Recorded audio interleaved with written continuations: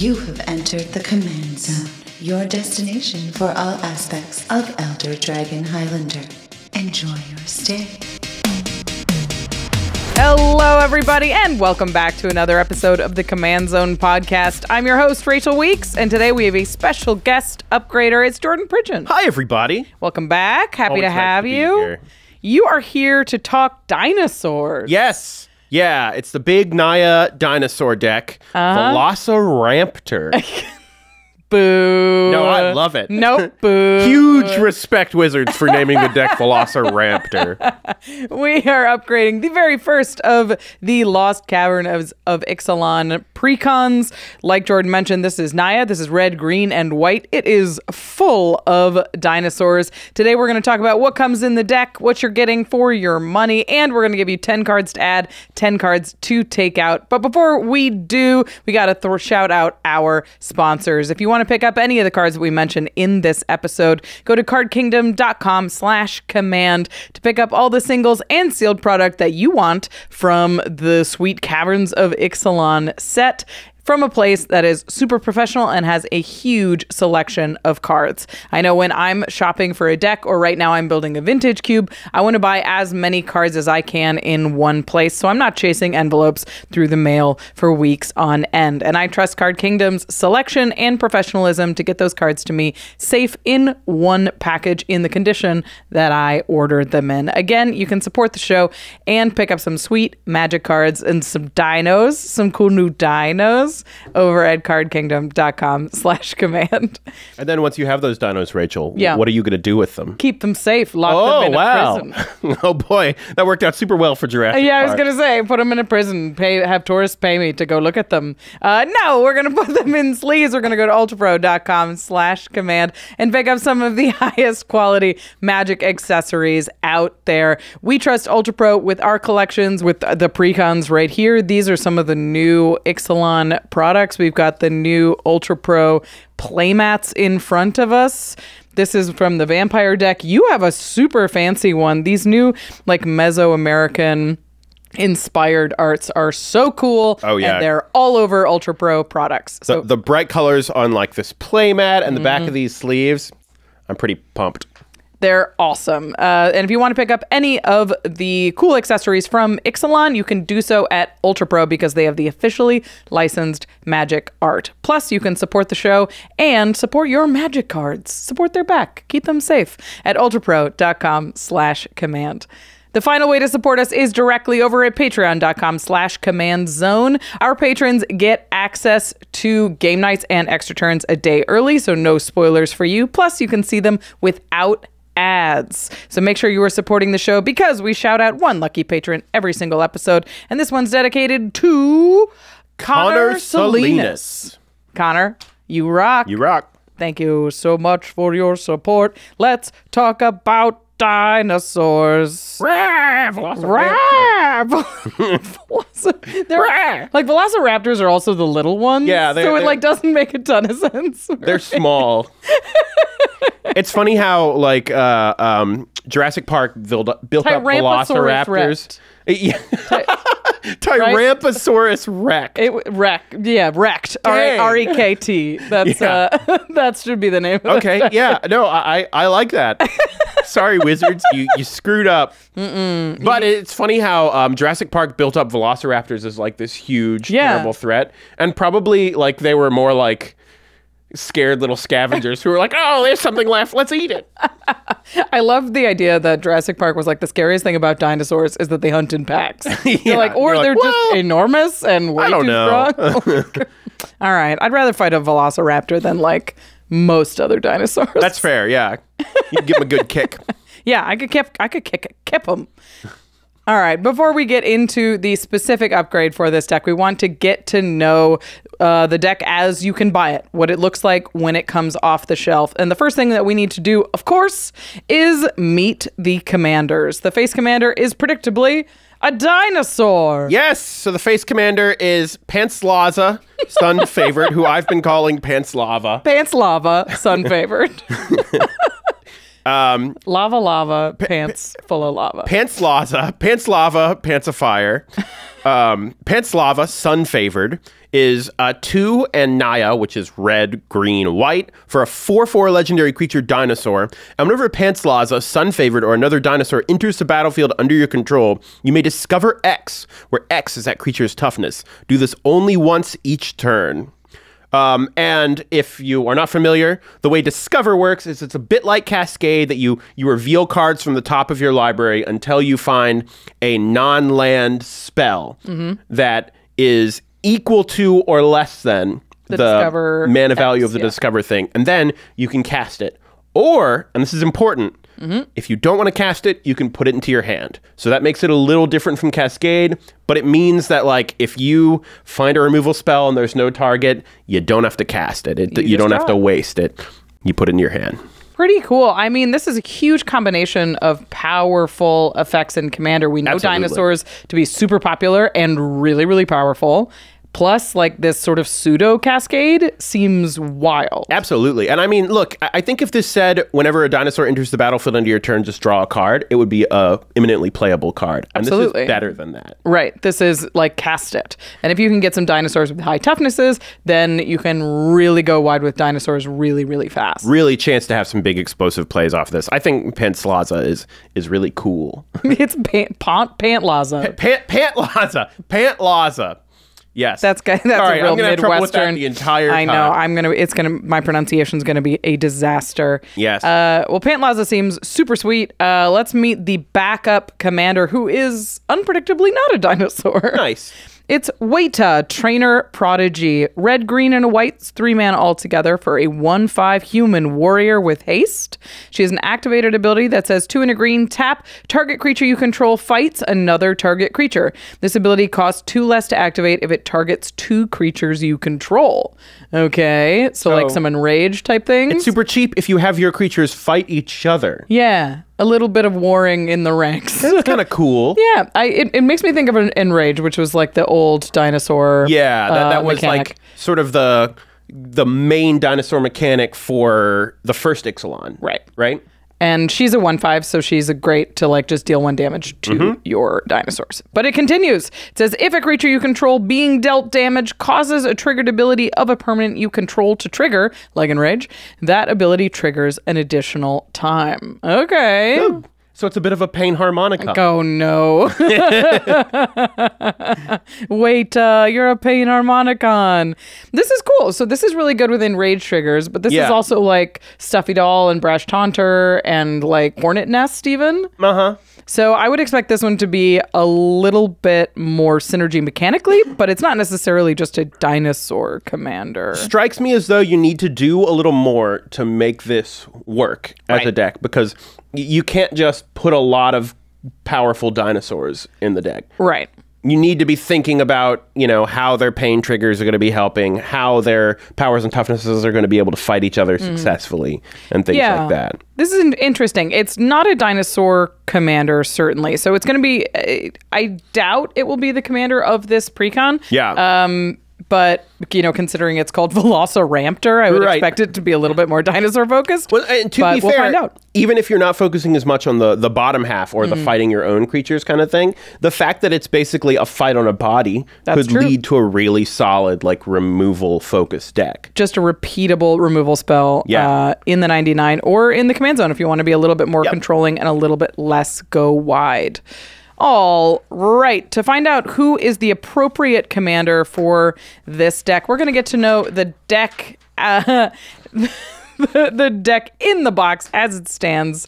So which means we're going to break down the stats.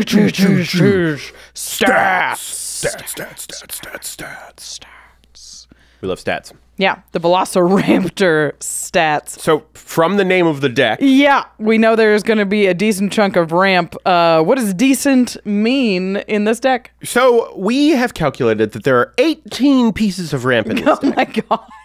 Which I love. That's a lot. I mean, it makes sense. Dinosaurs are expensive, and Pantlaza doesn't necessarily help you cast the first one. Absolutely.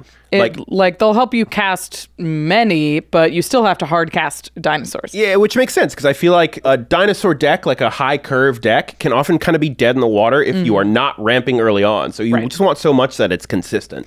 18 makes a lot of sense. There are only 7 pieces of draw in this, and that includes the commander, which gives you card advantage, not necessarily cards to your hand. But 7 is low for what we would expect. So we're probably going to want to add a little bit more of that. I would think so. I think we want to bulk up that number, especially to make sure that if you get board wiped, you're not just completely blown out. Yep. The next category is targeted interaction. And there are 11 pieces of targeted interaction in this deck. Okay, that's about what I expect, especially for a dinosaur deck, which is like hypothetically has a lot of dinosaurs in it. Yeah, and it seems like some of those are going to be fight-based removals, like, looking at Wayta on the thing, which is not the best, highest quality type of removal, but does make sense. So... Yeah. There are 4 board wipes in this deck, which seems high. Yeah, I was a little surprised by that. For a creature-focused deck that, like, really commits to the board. Yeah. Because Pantlaza says that if you commit, you commit again, like, to the board. So 4 board wipes does seem like a lot, but, I guess you rebuild faster than other people. It honestly was a little surprising to me, if just because I feel like this is going to be the deck that is most worried about board wipes hitting in a lot of pods. Yeah, the only pattern I could really see it is be like board wipe, next turn Pantlaza Dinosaur, and then you've rebuilt much faster than everybody else, but that seems a little aggressive. We'll see. There are 39 lands in this deck, which is a lot, but it makes sense for a ramp deck. I normally would not run 39 lands in a deck, but like, boy, you really want to hit your land drops here. Absolutely. If you miss one, you are not casting your spells in this deck. There are 16 of those lands are basic lands, which means we've got 23 non-basic lands, which is pretty good. That's pretty good. We will accept those. So let's get into the stats that are more focused on this deck, so we understand what exactly this deck is doing. And of course, the most important element in a dinosaur deck is the number of dinosaurs. Dinosaurs. Which this deck has 35. That's so many. That's a lot of dinosaurs. We say that like 25 to 30 is pretty normal if you're building around a theme. And 35 is like we have gone above and beyond to dedicate slots to dinosaurs. It's great. You're not going to have trouble finding dinosaurs in the deck. I mean, that makes sense. Your commander doesn't do anything without it, unless I guess you could blink Pantlaza. Anyway, 35 dinosaurs makes sense. The next one is cards that care about dinosaurs, that have specific abilities catered toward dinosaurs. And there are 18 cards like that. That's pretty good. So like dinosaurs get haste, dinosaurs cost less, adding mana to cast dinosaurs.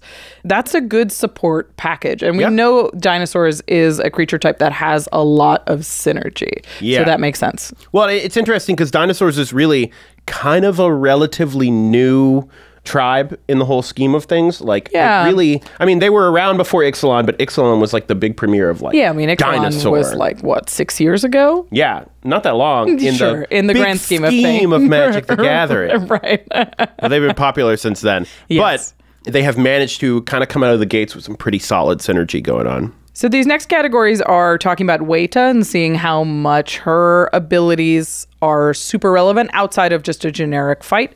And the first one is Enrage abilities. This is anything, even if it's not specifically keyworded Enrage, it's if it's dealt damage, triggers. Do a thing. Yeah. And there are only 5 built into the deck. Which doesn't bode well for putting Wayta as the commander right out of the box. Right. I think that's a little bit low. There are 7 cards in the deck that do like trigger Enrage abilities, which seems a little high for me. There's more ways to trigger Enrage than there are ways to get advantage off of Enrage. So now you're just shooting your creatures for sort of no reason. Yeah, so that seemed a little bit odd to me.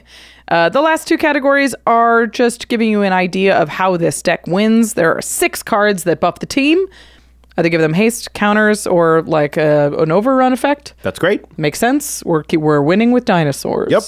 I mean, the thing that's nice is that dinosaurs are already tend to be pretty powerful pieces on their own. So you don't really need, like, it's not the sort of deck where you're running as many lords as you can. Right. Because giving everything +1/+1 doesn't matter when everything's, already 7/7. Yeah. Or something like that. But, things that give trample or haste or flying or anything else and like buff the team is really going to be nice. And 6 seems solid. It's solid. It's about what you want, I think. And I think a lot of those are going to be benefit from the fact that you can put them into your hand off of this Discover. Because most of the time hitting a buff off of a Cascade is like, I don't have the board yet. Oh no.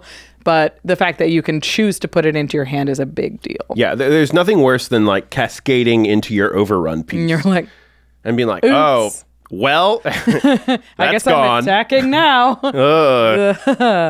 And the final category is just to see how much cheating of mana cost we have, because the curve is real very high. And it looks like we have 6 pieces that cheat on mana cost, which is good, but I want more. Yeah, I mean, I hate paying full mana for everything. This is a dinosaur ETB trigger. We really need ways to make dinosaurs enter frequently and easily, and you don't always want to be paying like tap out for 7 mana for a dinosaur and hope you hit something good off Discover. Absolutely. And I mean, at least with Pantlaza, I swear I wasn't trying to do it there. At least with Pantlaza, you could tap out to play a dinosaur and then basically get a second big spell out of it. Right. So in a sense, there's the potential for it to almost double your mana. But often you're going to like pay for a 7-cost dinosaur and only get a 2-drop. Right. Or something like that. Hit a rampant growth or one of these 18 pieces of ramp. Cheating on mana cost, like if you can cheat and get a 7-drop for 2 mana and then get a 5-drop out of that, that could be some real value going on. Right. So I like this number a lot. I think that this is what's really going to push this deck's power level over the top. As we know, cheating mana cost or just getting card advantage in general is a huge deal to building a powerful, synergistic, casual deck. So having met the deck, having seen the stats, who do you think should be in the command zone? I don't think it's all that close. Nah, I don't think so either. I think it's Pantlaza, no question. It's Pantlaza, sun favored.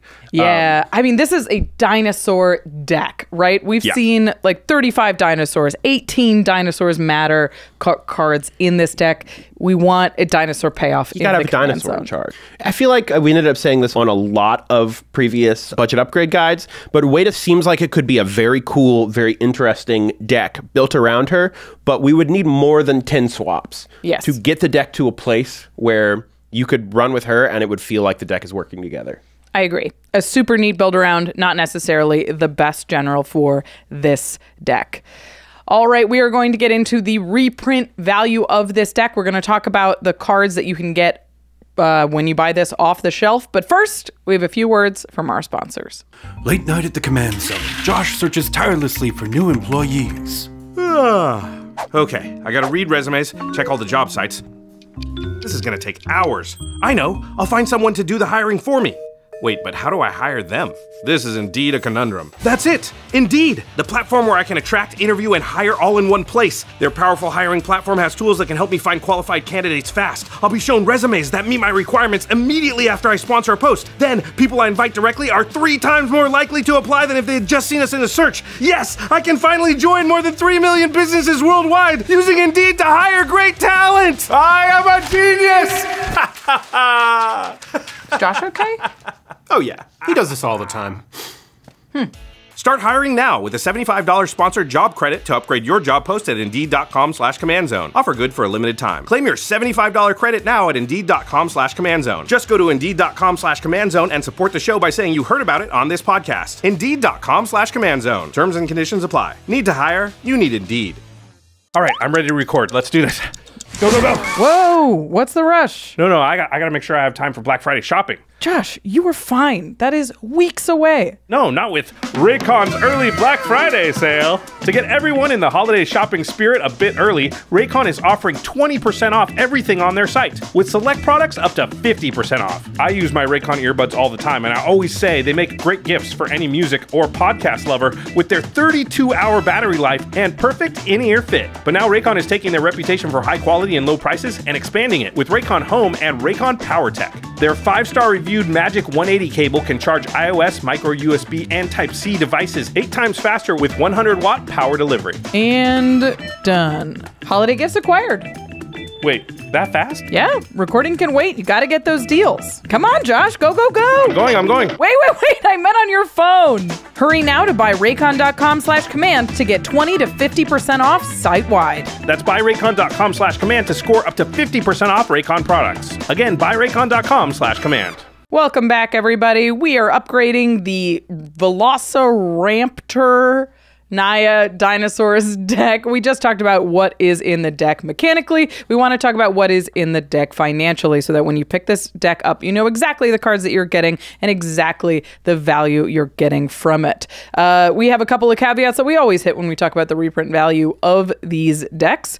First of all, this only takes into account the value of the reprints in the deck. We don't have the value of any of the new cards, of which there are 13 new cards. There are 71 reprints in this deck. So this number that we'll be talking about only takes into account the 71. And these precons are pre-ordering right now for what precons, like set precons, have been historically, which is about $40. This could go up, this could go down, but right now they're pre-ordering around $40, and our math will be based around that. Also, we've taken all of these values before this list is announced. Of course, when a list is announced, the reprint values go down. So all of this is relative. The number that we're discussing today is relative to other precons of the past that have been taken at this time. So if you buy it, it will be $167.50. That seems high. Yeah. What? $167.50 of value in this box. Having done a couple of these, I feel like that is one of the highest numbers I've heard. The crazy thing about this is a $40 deck. Yeah. And $167.50 is higher than the average reprint value of every single set that has come out this year, regardless of their shelf price. That is unbelievable. That is so cool. I love that. Yeah. Like I was looking at the numbers and it was just like, what? I remember when you put these numbers out and I was looking at it, I was like, should we check these again? Should we make sure there wasn't a mistake made? I mean, it's absurd. Like, you look at the reprints in this deck and they really matter. Good stuff, yeah. Like, for reference, if you haven't watched a ton of these upgrade videos, the All Will Be One precons averaged at $101.20. March of the Machine averaged at $97. Lord of the Rings, which were like $50 off the shelf and now are ordering for like $80, is $126.44. Commander Masters precons, which were crazy expensive, were wildly expensive. The cheapest were like $60. The most expensive were like $110. Even Commander Masters precons averaged at $152.06. Wild of Eldraine, we were super happy with at $40 on the shelf. They were $112.90 of reprint value. Doctor Who, which sort of ranged as well, were at $110.17. $167.50 is wild. Just awesome. Really, really cool. And it looks even better when you start comparing it to its shelf price versus the other set's shelf price. Like, we did all of those, sort of quickly as we ran through those, but I want to talk about this. I've been doing a bang for your buck value where you take the value of reprints and dividing it by the shelf price, because we've had such a varied price for so many of these decks. So I wanted to do that for this deck as well. All Will Be One, the bang for your buck here, is $2.53 of card value for every $1 spent. March of the Machine precons were $2.42 of reprint value. Lord of the Rings were $2.53. Commander Masters was $1.90. Wilds of Eldraine was the best at $2.82. Doctor Who is at $2.20.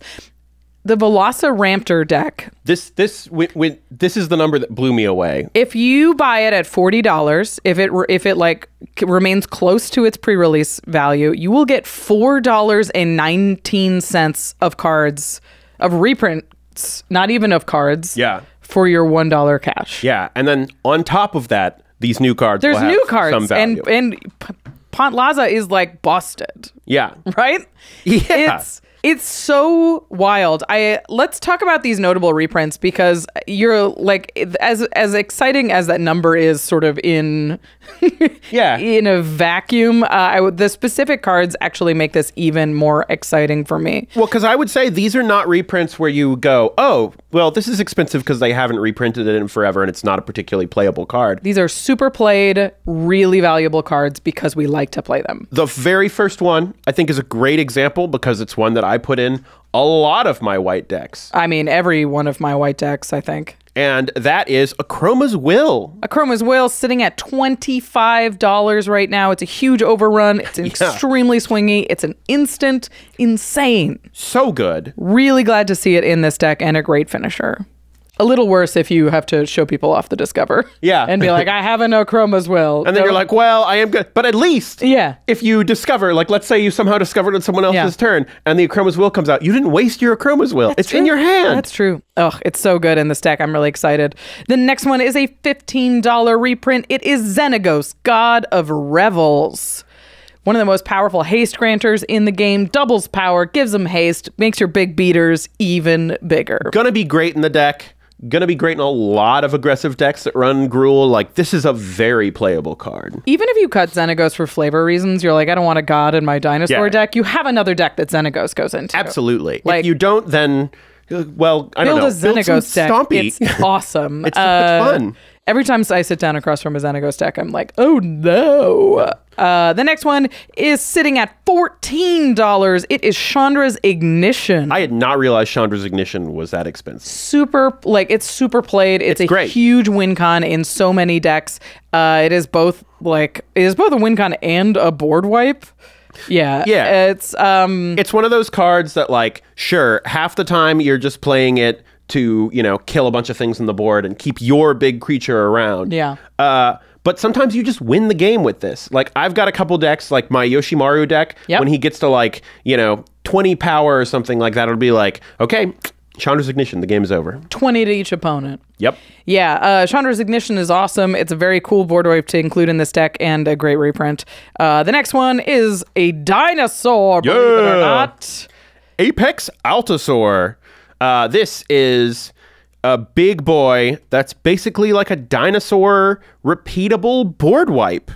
Oh, he's so good. Apex Altasaur, it comes in, it fights up to one thing, and then it has Enrage fight up to one thing. So it's a 10/10 that just comes in and fights everything in the room. It keeps either fighting until he dies or until you're done. Yeah. Usually it's like you do 9 points of damage on it, and then you keep your 10/10. Well, and the best part is that the next turn, if someone attacks you or you attack someone, you're like, let's do it again. Keep on fighting. He's so good. He's at $13. A really great reprint and a ton of fun. The next one, this is the first this is a brand new art for this card, which I'm excited about. It is Descendants Path. Yeah. Sitting at $7.50. This is a great creature type card. It is 2 and a green for an enchantment. At the beginning of your upkeep, reveal the top card of your library. If it's a creature card that shares a creature type with a creature you control, you may cast it without paying its mana cost. If you don't cast it, put on the bottom of your library. There are 35 dinosaurs in this deck. You're going to hit one eventually. I have a little bit of mixed feelings about this card as a card sometimes, because you definitely play it and then you go 2 turns and you miss both times and you're like, well, glad I spent my mana on that. But there are times when it is such a huge swing. So this is a great one to have in your pocket for any typal deck. Yeah. Alrighty, the next one is a classic and also got some new art, which is weirdly Ravnican art. Yeah. Rhythm of the Wild. It's got Ilharg the Razeborn and Domri Raid, who's been been dead for a while. Is he on Ixalan? What's going on? He shouldn't be. Unless Ixalan is the afterlife. And this is the big twist that they've been... Rhythm of the Wild is at $6.50. Grants haste or counters. It's huge in decks that want to dump a bunch of stuff on the board and swing out. Notably, one thing it's cool it does in Pantlaza is that, if you don't need to attack with them right away, you can increase their toughness just a little bit so that you get a better Discover. That's true. You can stack those ETBs. So Rhythm of the Wild puts a counter first. Pretty cool. How nice is that? Next one is a dinosaur. It's Ripjaw Raptor. It's a 4-mana 4/5 with Enrage. Draw a card. Simple. Pretty Get the good. job done. I've run this in just creature decks. Absolutely. Where you're just like, I want like an overcosted body that means they can't attack me. Yeah, and what it'll do a lot of the times is not actually draw you that many cards, but it'll just sit there and stop like, people from hitting you with all their little weenies and stuff. You're like, nope, no professional face breakers over here. No thanks. Raptor is at $5.50. Right? Yes. All right. Keep on moving. We got a number of dinosaurs here. It is Marauding Raptor sitting at $5. This is one of your enrage enablers, and it says creature spells you cost one less to cast. Runic Armosaur is a draw some cards dinosaur, and of course, the Kama! Big lady herself. 3 heads are better than 1. And sitting at $5 even after that Commander Masters reprint. Yeah. So excited to have this list. I mean, that was 10 cards over $5 or $5 or more. Sometimes we didn't even see reprints at $2 or more with 10 of those. Oh, yeah. It's just the fact that we have $5 reprints listed here, and they are the ones we are least excited about in this, is nuts. Yeah, it is also a testament to how popular dinosaurs are and to them putting in dinosaurs that we actually do play into this deck. So we're very excited about this reprint value. And I do definitely think some of the stuff like Ripjaw and Marauding Raptor and stuff, the fact that their prices are what they are show that dinosaurs are popular and they haven't really been in that many sets. Right. You know, so this will be nice to get more dinosaurs back out there, give that tribe another little like push of support. I love it. All right, we've talked about the most expensive cards in the deck, but that doesn't necessarily mean that they are the best cards in the deck. It means they're pretty good, but we are going to talk about the ones that when you draw them, you're like, oh, here we go. And none of these are reprints. We got 3 brand new cards to talk about here, and I am excited. Yes, I think these cards seem sick. The first of them is Curious Altasaur, which is 3 and a green for a 2/5 creature dinosaur, which has vigilance and reach. It's already just pretty nice to have there. And it says whenever a dinosaur you control deals combat damage to a player, draw a card. It's Toski for dinos. That's great. Dino Toski. Also a higher toughness than mana value, which is really great with your commander. And what this just does is makes it so, when you're attacking with your dinosaurs, there's no downside. Like people are going to want to be, either people are going to be chump blocking these huge dinosaurs coming in, or you're going to be getting a lot of cards off of it, which just seems really good. Next is Scion of Calamity. This card is terrifying. This card is amazing and has got to have some relation to Zakama because there's like 3 heads on this dinosaur, I think. But this is 3 green for a 5/5 creature dinosaur with Myriad. So whenever it attacks, it's make 2 more. Gonna make 2 more. Which triggers your commander, right? It's not non-token? Yep, no, it triggers it. Nice. It's just a dinosaur entering the battlefield. Yep. And whenever Scion of Calamity deals combat damage to a player, destroy target artifact or enchantment that player controls. I mean... That's sick. This thing is so annoying to block. Yeah. Because Myriad, like when you're being hit with a token that you know is going away, it feels terrible. You don't want to trade something that can kill a 5/5 for that. Oh my God. So yeah, you need like a free block if you're going to block. Otherwise you're like, well, I guess I'm losing whatever it is because otherwise I'm just losing a creature. Oh, yep. It's such a problem. It seems like it's going to be really good. Like, yeah, I love it. The final card we have on our best cards list here is Bronzebeak Foragers, which is 3 and a white for a 3/4 creature dinosaur. It says, when Bronzebeak Foragers enters the battlefield, for each opponent, exile up to 1 target non-land permanent that player controls until Bronzebeak Foragers leaves the battlefield. That's pretty nice. Yeah, it's a Grasp of Fate on a dinosaur. Yeah, exactly. You get a lot of things. And then, I mean, you get worried about it getting removed and then getting in pack, but it has an ability that helps shore that up a little bit. Its activate ability is X and a white, and it says put target card with mana value X exiled with Bronzebeak Forager into its owner's graveyard. You gain X life. Wow, okay, so you can pay to remove something from underneath the dinosaur. Yep. So that they don't get it back when the dinosaur goes. And gain a little bit of life in the process. Like That's pretty sweet. Yeah, I think it's still good, even if you're not doing that, because it's just gonna, remove the stuff when you need it gone. But this is like if someone has an Esper Sentinel and you really don't want that Esper Sentinel to come back. It's so easy to get rid of, especially cheap things. Yeah, like you pay 2 and it's gone. You gain 1 life. And the life gain could definitely be relevant too. Yeah, I mean, you could remove something expensive just to gain the life if you need. I like this one a lot, and this is definitely the kind of removal that if you discover into it, you're like, oh, absolutely, get rid of that, get rid of that, get rid of that. It's always going to be good. This is going to be huge for when you kind of already have a board set out and there's just 1 or 2 blockers that are really becoming the problem, and you can play this down, get the Pantlaza trigger, Pantlaza trigger, and swing in with your army of hungry dinosaurs. That's true. I mean, gosh, combine this with the Scion. It's like, you're like, I remove all your blockers. I heal you. I remove that 1 blocker so that I can go in with the real one, and then the myriad ones will go in and wreck you guys. Hit for free. Woo, hey. Dinosaur control over here. Love it. A ton of fun. Really, really powerful new dinosaurs for people who love playing with dinosaurs. Honestly, this makes me want to rebuild Atla Palani. Yeah. It makes me, feel the Naya urge. Naya. It'll do it for you. My first commander deck was a Naya deck, so it has a special place in my heart. My initials are Naya. I'm RGW. Wow. I know. Wow, that's cool. See, look at that. I'm a little red, green, and white. What a fun fact. All right. Before we go, we've learned everything there is to know about this deck, and we're going to get into this upgrade. But I want to talk about what changes you wanted to see with these 10 cards in 10 cards out swap. So the biggest thing I wanted to do, the major thing, was to have more ways to get dinosaurs in, especially on opponents' turns. Right.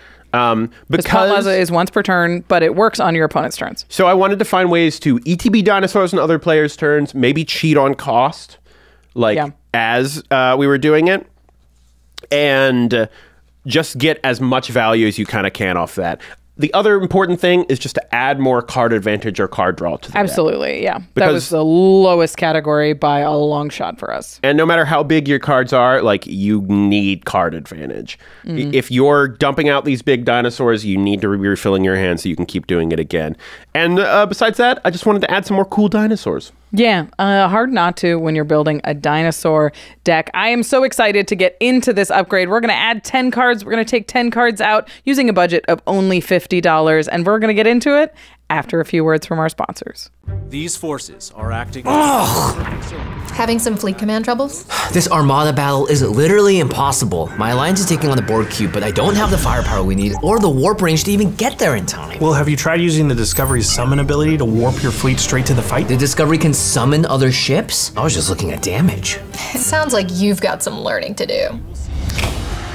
Star Trek Fleet Command is no place for mindless brute force. It is a game of strategy, precision, and coordination. Each crew of elite officers are handpicked for their ability to work together. When taking on the Borg, try using the Vidar with 5 and 6 of 11 on the bridge. Both the ship and the officers get a major stat boost when battling Borg targets. Pop quiz. The swarm is invading Federation space. What do? I don't know. Lose? Incorrect. You upgrade the USS Franklin's phaser beams to Mark IV and promote Uhura to captain to mitigate their initial barrage. Oh, I get it. I need to optimize my plan based on the strengths and weaknesses of my fleet and officers. Now that's thinking like a real commander. I need to crew my interceptor with Vartok and other Klingons for their war bonus. Then Kamal's officer ability should increase my shields. It's the perfect configuration to outmaneuver my opponent. A+. Magna cum laude. Hey, you 3, see me after class. I'm having trouble with Ferengi raiders. You guys can help, right? Well, who's on your crew? Star Trek Fleet Command. Click the link in the description and download it now for free. I think it might need more card draw. Who are you talking to? Or is that just something you say? Oh, no, I'm on a call with Jimmy. We're building a Chatterfang deck. Ooh, I just added Toski. That should help, right? Whoa, the card just showed up. Yeah, with ARCHIDEKT, you can collaborate in real time from anywhere in the world. Changes show up immediately. You don't even have to reload the page. So it's perfect for brewing with a friend. This is cool, but isn't Jimmy just upstairs? Yeah, but I'm downstairs right now. I ain't coming downstairs. ARCHIDEKT is the best place to browse, brew, and playtest commander decks. Just go to archidekt.com/commandzone to get started. That's ARCHIDEKT.com/commandzone. Welcome back, everybody. We're talking dinosaurs. We're adding 10 new cards to the Veloci-Ramp-Tor Precon, and we're taking 10 cards out to make room for them. Let us not delay any more. What is the first card we are putting in this deck? This card is a personal favorite of mine that just got a reprint. So how could it not be? Oh, I love this card. And it's Sneak Attack. Dinosaur Sneak. Yeah, nobody sees a dinosaur coming. That bush had a dinosaur in it. Sneak Attack has caught a couple of reprints lately and is all the way down to $6.50. If you don't have a copy, now is a great time to pick one up. It just got reprinted in Wilds of Eldraine, but also there was like Dominaria Remastered had one, I believe. There's a ton of Sneak Attacks running around, and the card is crazy fun and good in this deck. It's a deceptively good card. And I think when I started playing, I saw Sneak Attack and I was like, I don't know, this doesn't seem that good. Sneak Attack's great. Basically, it's 3 in a red, and it's an enchantment, and it has the ability for 1 red. You may put a creature card from your hand onto the battlefield. That creature gains haste. Sacrifice the creature at the beginning of the next instep. So the sacrifice clause is why initially it can seem like Sneak Attack has too much downside, but just being able to play out a creature and jam it in on somebody, get your Discover trigger, is huge. And I think with Pantlaza, this lets you play out dinosaurs on other people's turns as blockers to do whatever it is you want with them, get that Discover trigger off of it, fill the board with crazy things, and just get the most out of it. There are also times when Sneak Attack will just like win you the game. Yeah, I mean, if you've just had a big card draw turn, which we're going to talk about in a second, and you can dump a bunch of dinosaurs with haste that your opponents are not ready for, get a ton of Cascade triggers or Discover triggers, then that's a big enough turn that you can at least take out one player. Yeah. And your dinosaurs are in the bin, but you get you get the spell that you have discovered, and you still have cards in hand. Yeah. Love Sneak Attack in this deck. It's a ton of fun to play. If you haven't had the pleasure, do it. And you can yell Sneak Attack whenever you cast spells. Exactly. I love the idea that you can sneak up on someone with Zakama. Yeah, exactly. Just be like, boy, I really wasn't paying attention. Wow, I had my headphones in. Oh, gee. All those 3 heads were My cup was getting ripples from Jurassic Park, and I just didn't even. This is one of those special ripple cups. All right, this next card is similar to Sneak Attack, but you get to keep it. Yes. It also has a picture of something dinosaur looking on it. It is. It's got the Tarrasque on it, I believe. It's a dinosaur. Yeah, it is. It is a dinosaur. Yeah. This is Monster Manual, which is 3 and a green for an artifact, and it has an adventure, which is Zoological Study for 2 and a green, which is mill 5 cards, then return a creature card milled this way to your hand. That's nice. It could be, you've got a lot of dinosaurs. I could put a dinosaur in your hand, but that's not why we're playing it. We are playing it for the Artifacts ability, which is 1 and a green, tap. You may put a creature card from your hand onto the battlefield.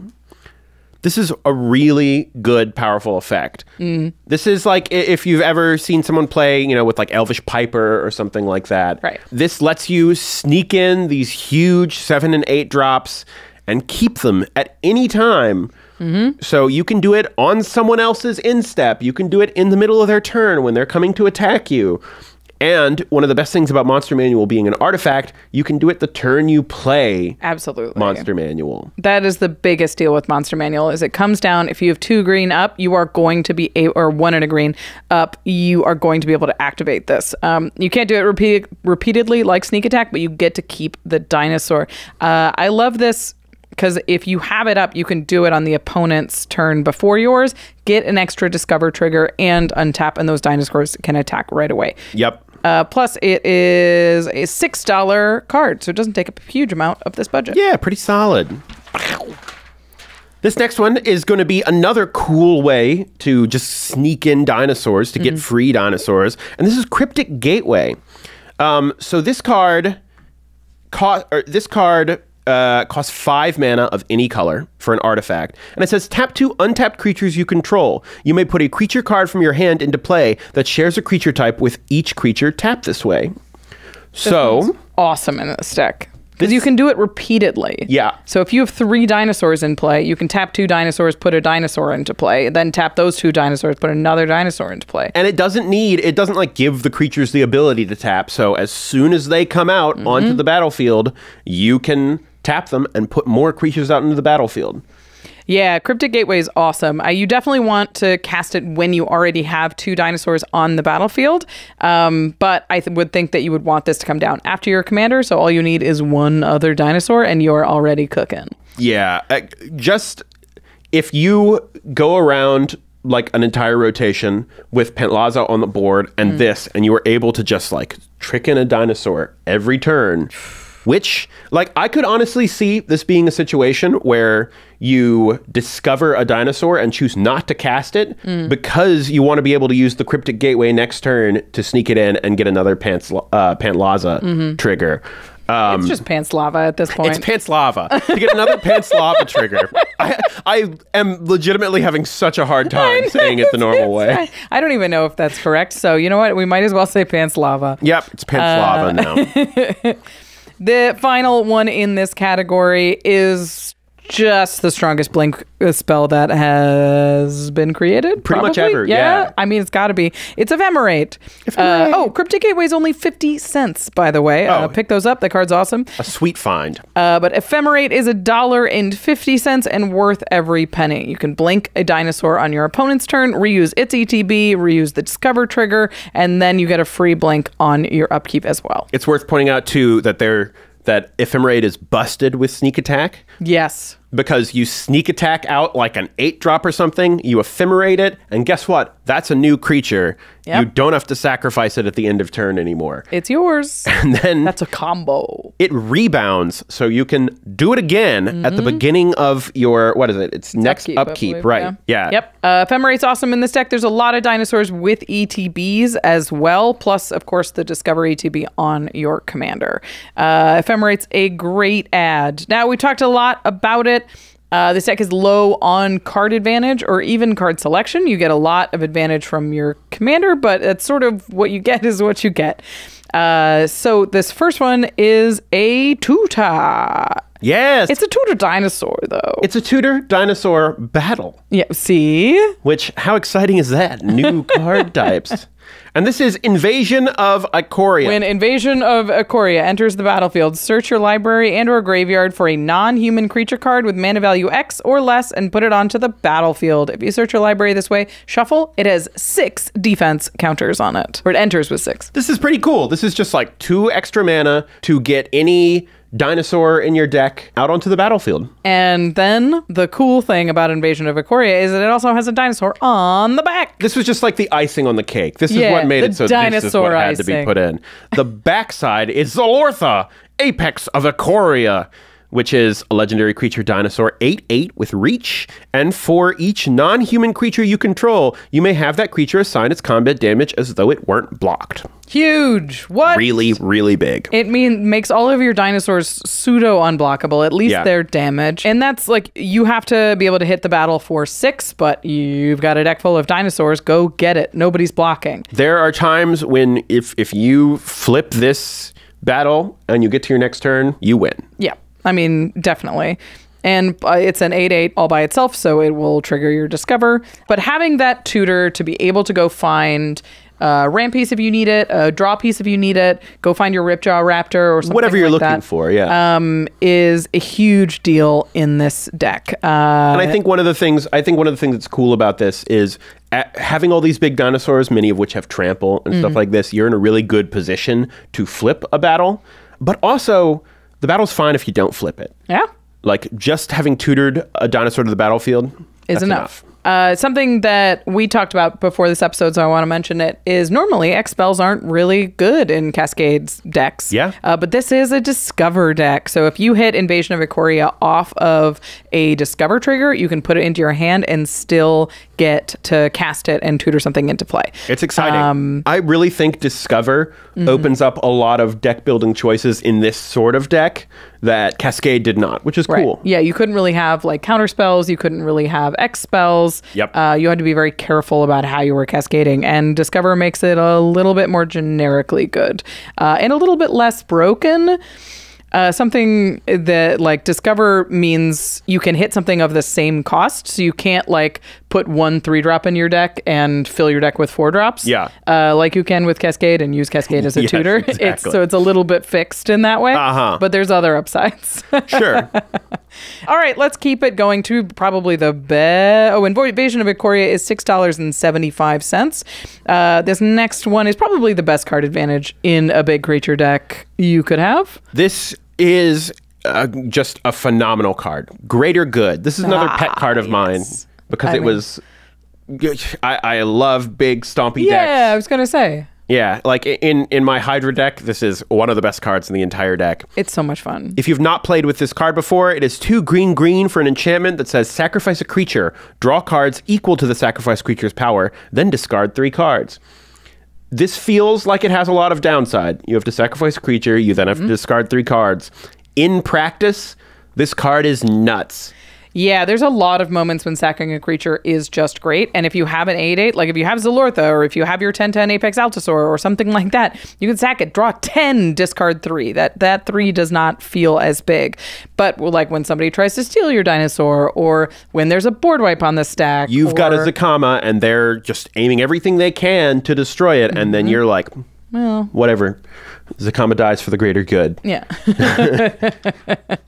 I played against Greater Good where people sack their entire board, including like docksides and stuff, where it's like draw 1, discard 3, just to try and find something. Oh, absolutely. And there's no card that digs faster, especially in a big creature It is deck. the ultimate digging tool. And I will also point out that if you have Sneak Attack out, which we've already put in, and you're going to have to sacrifice that creature at the end of the turn. Might as well draw some cards. Drawing cards is great. Sneak Attack, Greater Good, almost combo levels of good. It's so really solid. Greater Good sitting at $7 and worth every penny. After a couple of reprints, I wouldn't be surprised if we see another reprint of Greater Good coming soon.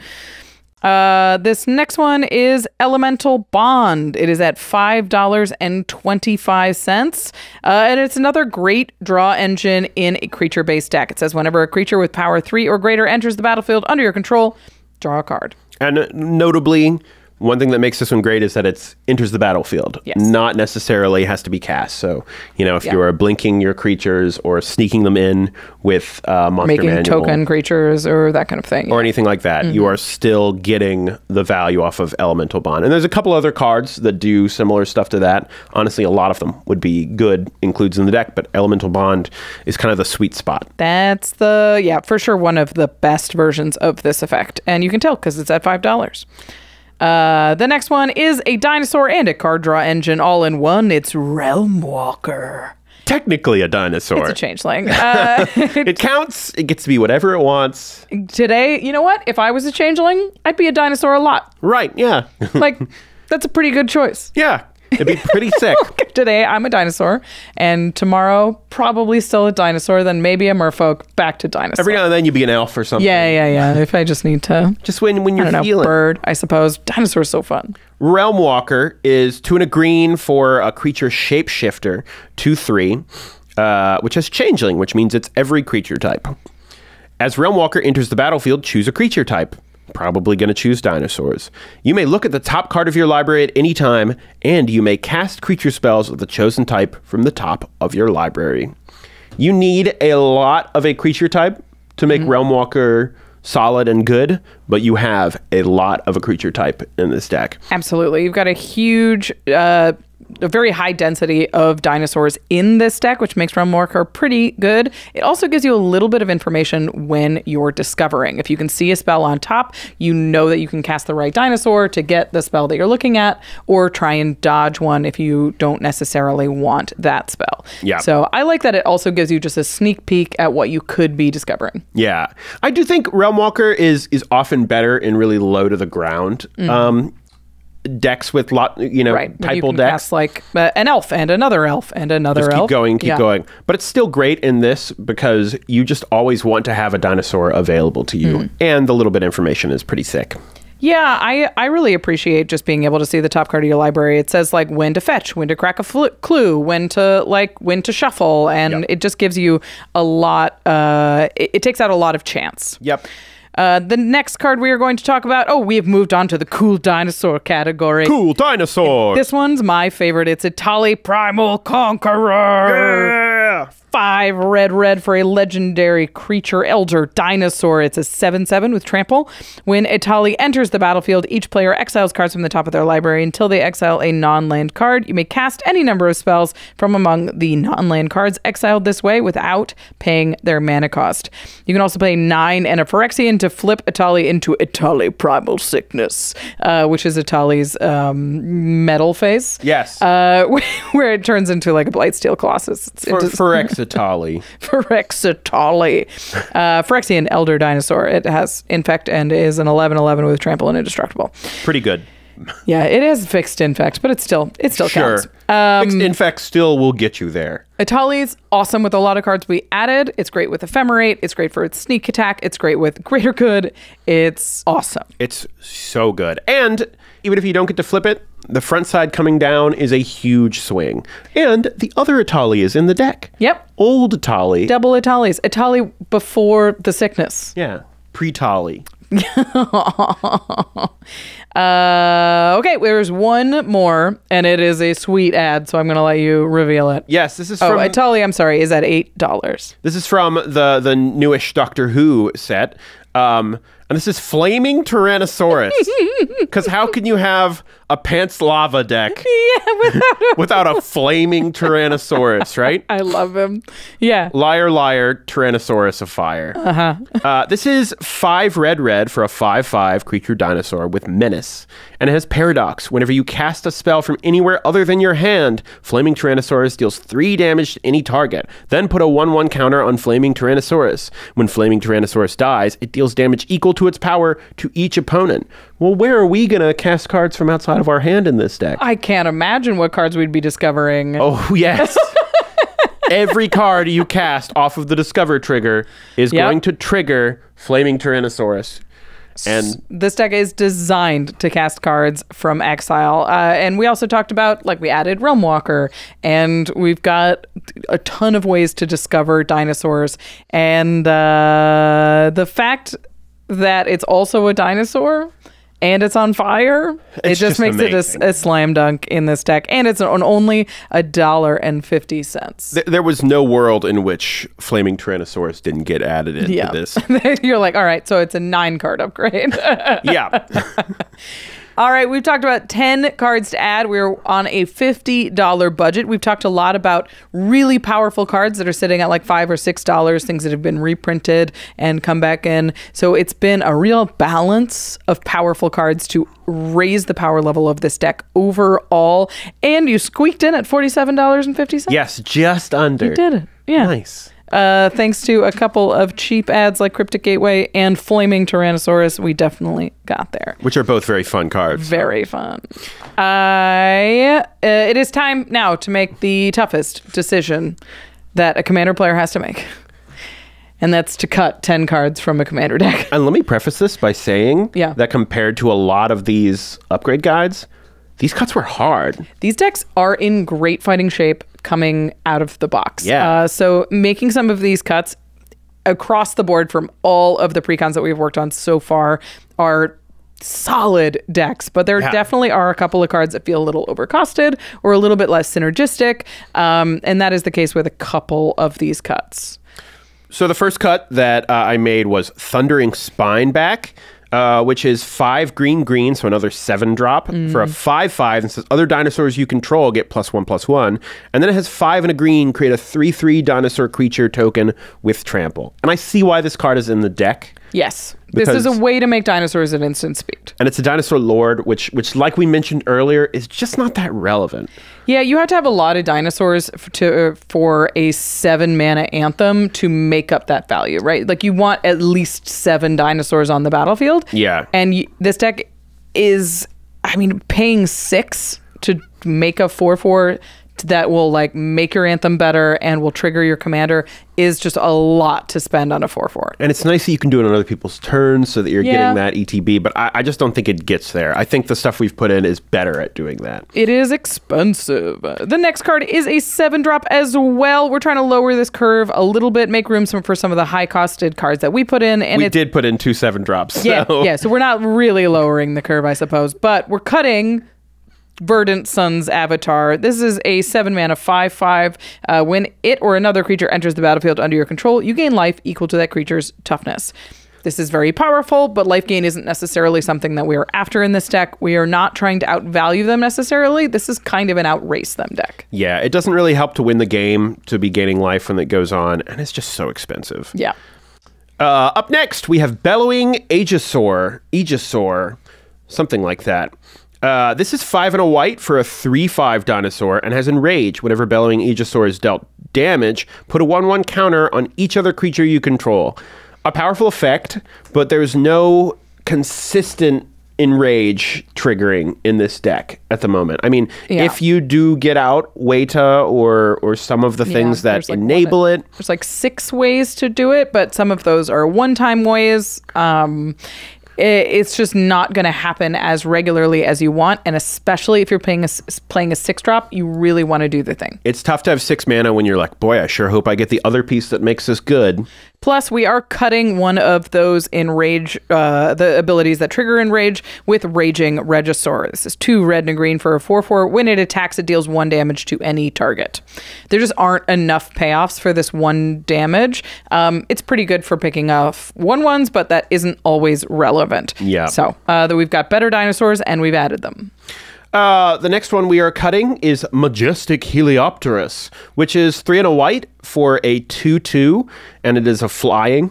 And it says, whenever Majestic Heliopterus attacks, another target dinosaur you control gains flying until end of turn. Which is cool, but I think it's just like, it's a little low impact, you know? It's a flying 2/2 for 4. And if you cast this, you only get to discover 2, which is very, very low for paying 4 mana. It doesn't really do anything until it comes around. I think with dinosaurs, you just want to be bigger. The evasion is nice, but you just want to have bigger stuff. Bigger is better. The next one is Shifting Ceratops. This is 2 green for a 5/4 dinosaur. Can't be countered. It is protection from blue, and it has green. Shifting Ceratops gains your choice of reach, trample, or haste until end of turn.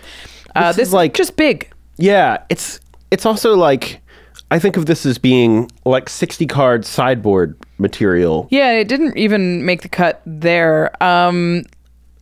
Like having these mid-tier dinosaurs is good in the deck because it gives you a chance to like double spell with your commander and be able to get that discover.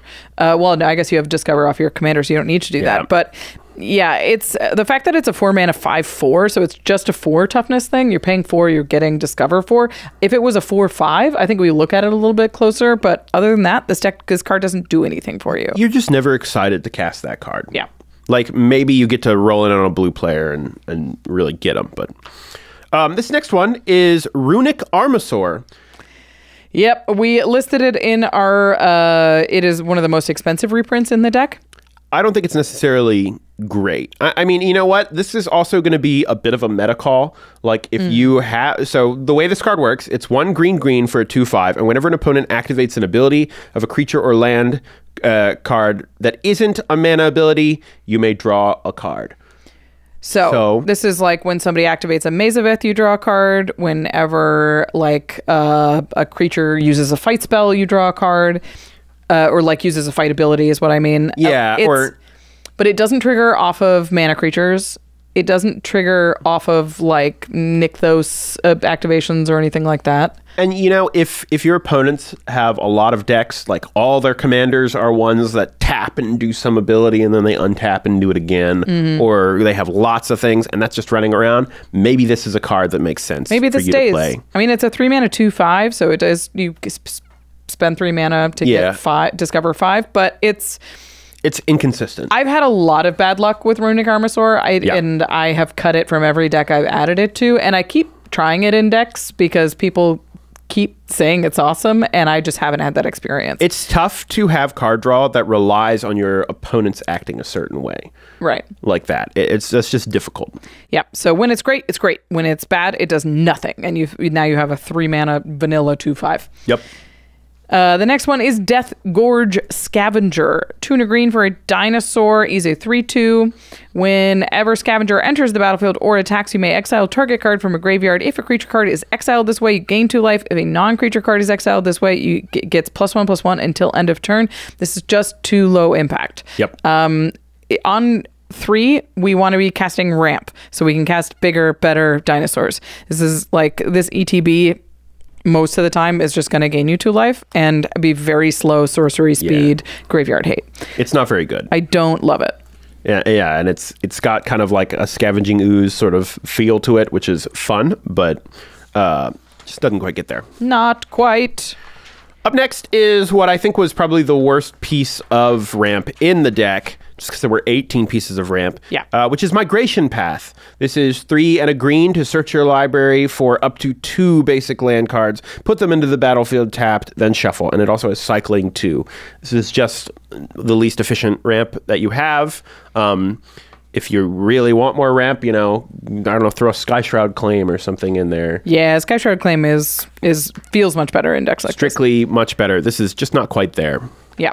All right, the final cut is Lifecrafter's Bestiary. I know we were talking about this deck needing card advantage, but this ain't it. This isn't quite enough for me. It's a 3-mana artifact. It says at the beginning of your upkeep, scry 1. Whenever you cast a creature spell, you may pay green. If you do, draw a card. So every time you cast a creature, you pay green, you draw an extra card. But that is going to eat up a lot of mana very fast. And you are trying to cast big spells. Like, I like Lifecrafter's Bestiary when I'm casting 2-drops, 3-drops, when I'm playing elves. And there's a little bit of like, oh, the mighty has fallen with Lifecrafter's Bestiary, because there was a point where it was like one of the best green card draw pieces. Yeah, we're not there anymore. It's not there. Green has plenty of good card draw. That's just more effective and isn't costing you mana every time you're doing it. Yep. I think there are places that this card can still live. I think in a 3-color dinosaur deck isn't quite where I would want it. Yep. All right. We've done it. We've taken 10 cards out. Don't you feel better? I feel great. I feel Perfect free. 100. Yes. Round. Legal to play. Now that we have, how does this deck play? How do you see this, a turn, like a game playing out with Pantlaza? I wrote ramp, ramp, ramp, play dinosaurs. Yeah, that's about at the beginning of there. Which is exactly how you want a dinosaur deck to be, right? Yeah, exactly. I think you're going to spend a lot of your early turns just ramping. Like, it is going to be the sort of thing where early on you might be a bit of a target because people are going to know dinosaurs are like pretty powerful, but you want to hit your ramp and get stuff out. But I think once you get going, this is going to be very powerful. Like, you're going to be a big, aggressive threat on the board very fast. Yeah, I don't think this is like a Cascade deck where it's just value and durdle until you win. I think it's going to be you use the Cascade, the Discover ability to press your opponents as early and as fast as you can. Absolutely. Your board is bigger than theirs. Hit them with it. You're not waiting for an overrun. You're hitting them with 5/5s. And I think most of the time you are not going to be the player who is like slinging removal and, making sure no one gets ahead. You are going to be trying to get ahead. Right. And that's what you want to do. You want to be the biggest threat and you want to roll in and try and take people down. If you can keep Pantlaza alive, like, you're going to get a lot of card advantage really fast, which I do think it leads to like the caveat of you need to be careful about playing too hard into board wipes with this deck, because that's going to be your big downfall.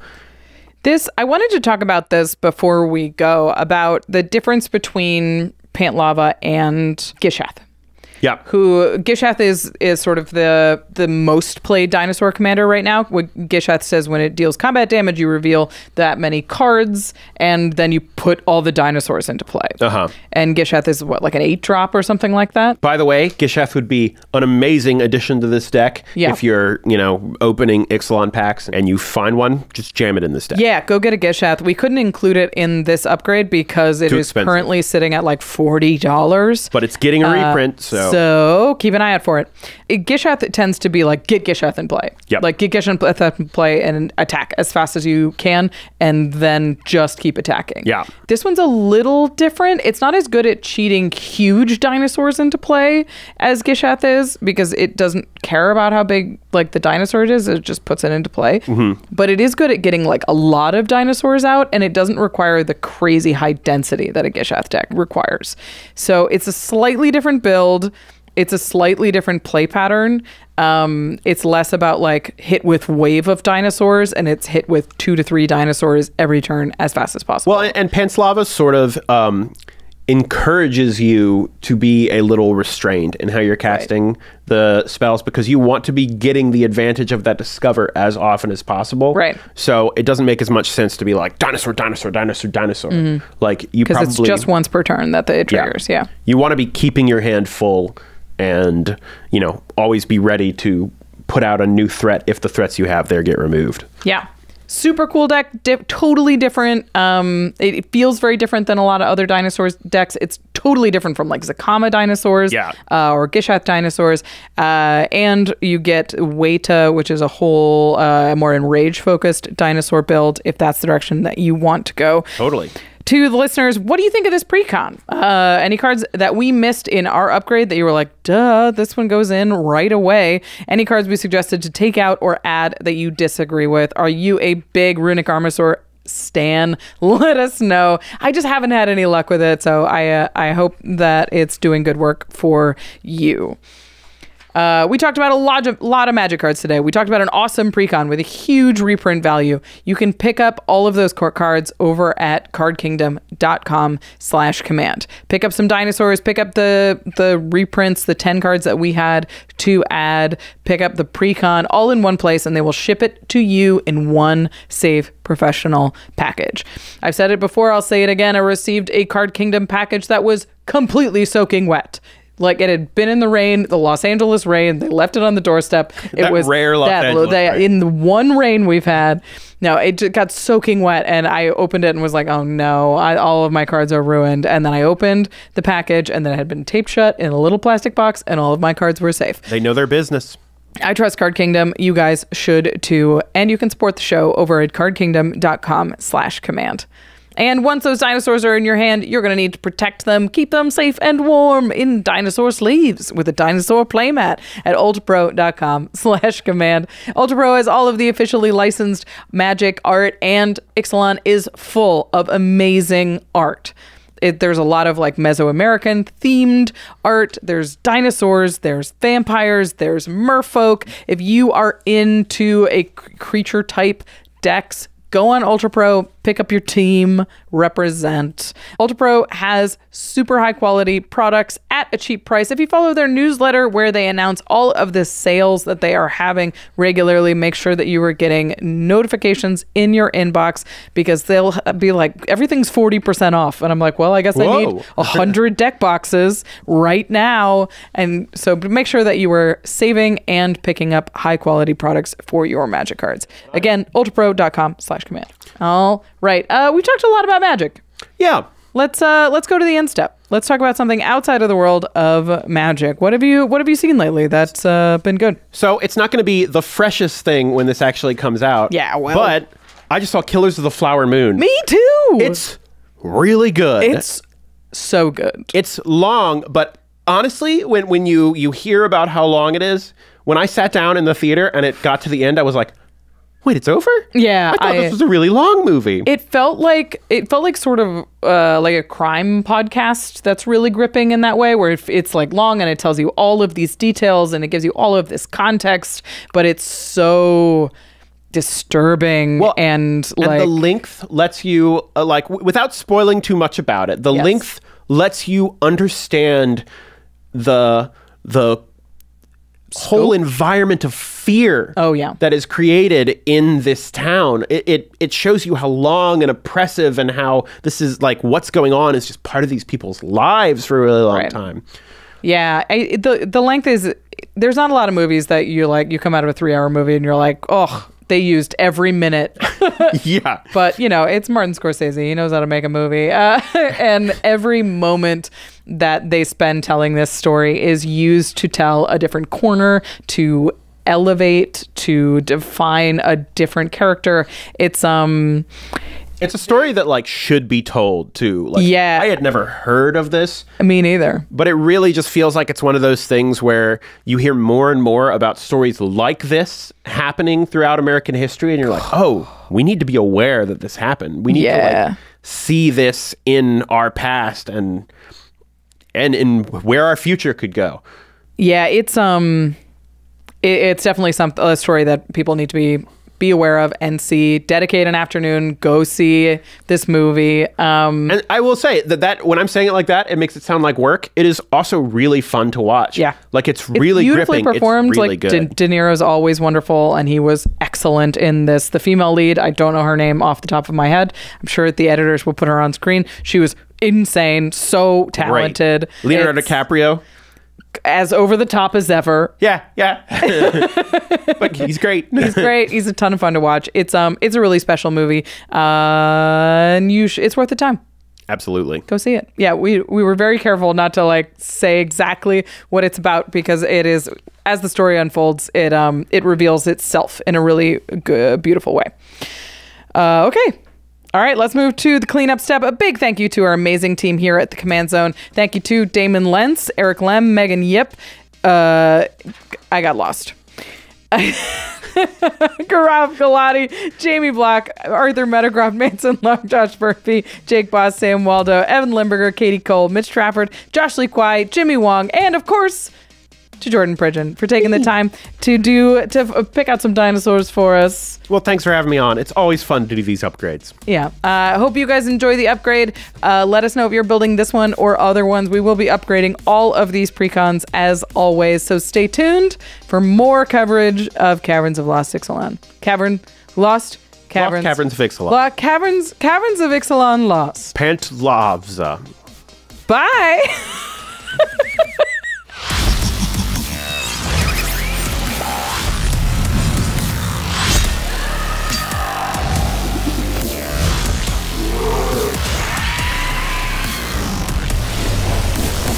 Thank you for your attention. For further inquiries, send an email to commandcast@rocketjump.com or ask us on Twitter @JFWong and @Josh Lee Kwai. See you later, alligator. Greetings, humans.